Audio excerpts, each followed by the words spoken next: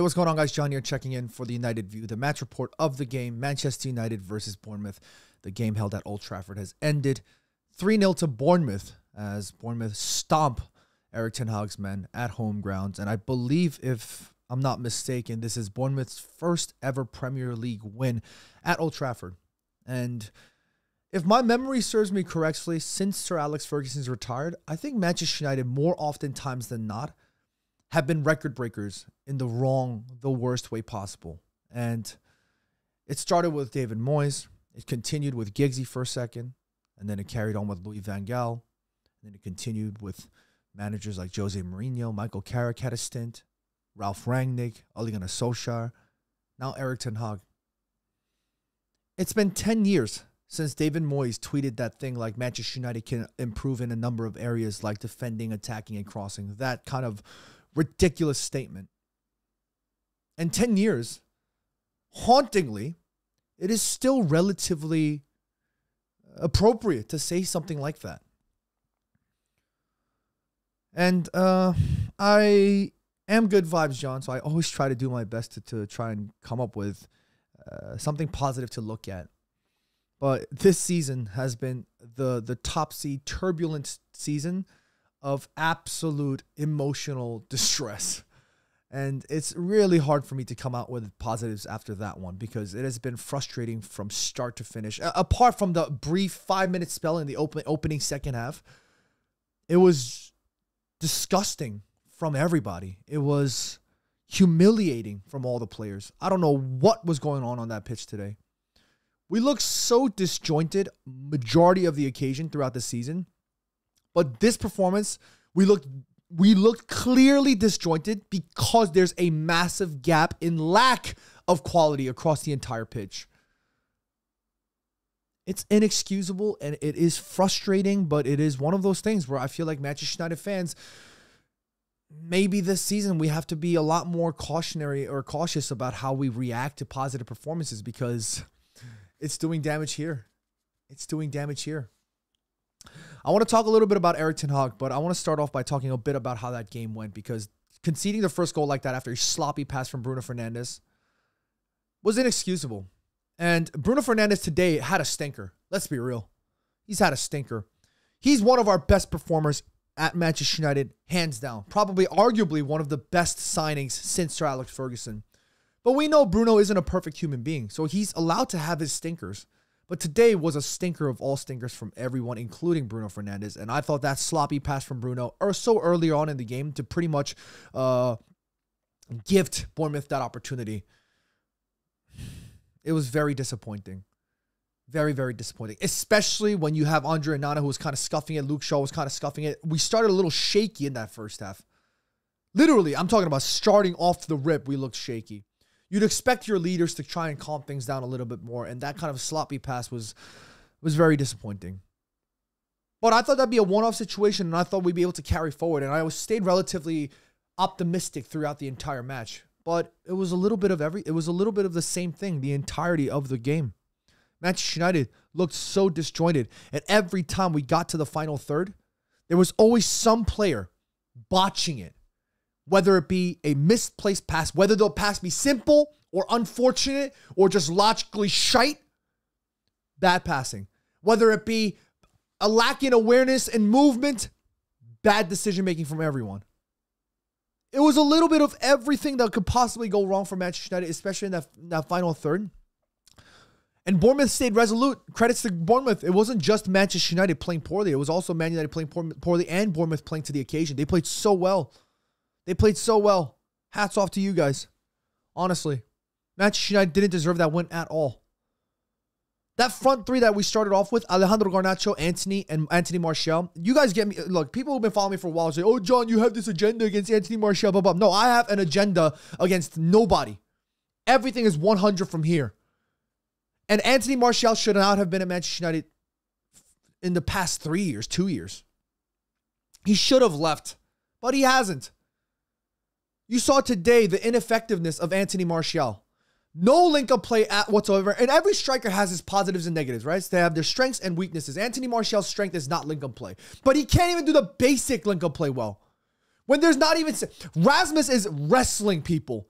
Anthony Martial, he's getting pressed on, but he's not getting that much pressure. Enough for him to be wrong-footing passes. He receives the ball and he just spills it. Simple things you just can't get right. Alejandro Garnacho, today's performance, he's been phenomenal, but I'm going to be real. I'm going to criticize every single player that played poorly. And Alejandro Garnacho, while he might have been dynamic and he was definitely more involved, he just overcomplicates things. There was immediate passage of sequence of 2 plays in consecutive order from Alejandro Garnacho, where he should have hit it on the first touch or crossed it on the first touch, but instead he just dribbles in that box for no reason, just trying to look for an opportunity for a 1v1 to maybe get a shot off. And then he crowds the box and then he spills. And then the second time around, immediately after Man United win the ball back, Sergio Reguilon's making the overlapping run and he doesn't play the overlapping run. Just play the overlapping runner, Garnacho. Brother. It's been so many times in the past few games where Luke Shaw is bombarding on the left-hand side and he doesn't use Luke Shaw because he prefers to just trust in himself for the 1v1. I'm not mad at that, but you can't do it 99 times out of 100. You know what I mean? There's got to be a balance. Manchester United right now, on every single element, lack that balance from a managerial perspective, from a player's perspective, individually, and from a team perspective, we lack balance everywhere.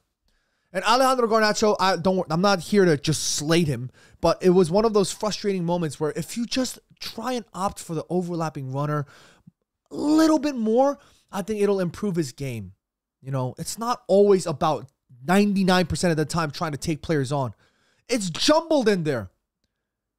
It looks like a freaking paella in the freaking 18-yard box and my man's trying to pick out something. It's just not, it's not intelligent play in that respect.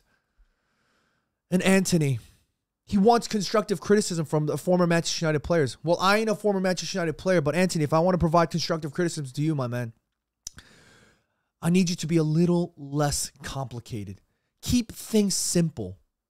There was a moment, I took this note down. There was a moment in the 35th minute where Manchester United have an opportunity to break. The ball comes to the feet of Anthony. He beats the player. He has him beat. Right? By the byline on the right flank. He has him beat. But why does he opt to drop him and then bring him again to humiliate him? As if to say, get up, I'm going to beat your ass again. What is he doing? Why? Why are you doing that? He had him beat once. All he needed to do was use the left foot because he's not going to use his fucking right foot, right? Just take that left foot, touch the ball forward, push it 10 yards out, and sprint. Why does he use the foot? My man's doing this. My man's doing this. He's rolling the ball with the top of his foot, or with the bottom of his foot. Why? Why are you doing that? You already dropped them. Just take the ball and go. Do you know what I mean? I don't get it. I don't get it from some of these players sometimes. And it is so frustrating because I will back them forever. You know I will back them for as long as I can. It's just so frustrating. It is so frustrating. I want to end this by saying this because honestly, the match was gobshite. There's nothing else to talk about. I've been to Manchester more than 3 times now, but I remember vividly the second time I went because it was the day that Ole Gunnar Solskjaer got sacked. I was at the Paddock Studios doing the live watch-along for the Manchester United versus Watford game. Man United got slapped 4-0 and Ole Gunnar Solskjaer got sacked.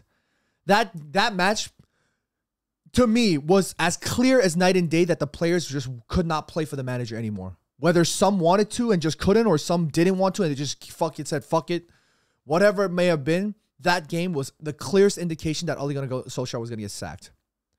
This game, to me, for the first time, I can definitively say that I am worried about Erik ten Hag's future at Man United. I'm worried about Man United, don't get me wrong, but I'm worried about Erik ten Hag because this is the first time where I've had actual belief that we can finally build something. And it looks like it's all crumbling apart. Our back four was pretty poor today. I thought Sergio Reguilon had a decent game going forward and contributing offensively. But back four, defensively, we looked poor. Midfield looks fucking disjointed as hell. Scott McTominay could be the goal-scoring hero, but he can't. There's the other elements as a midfielder he lacks.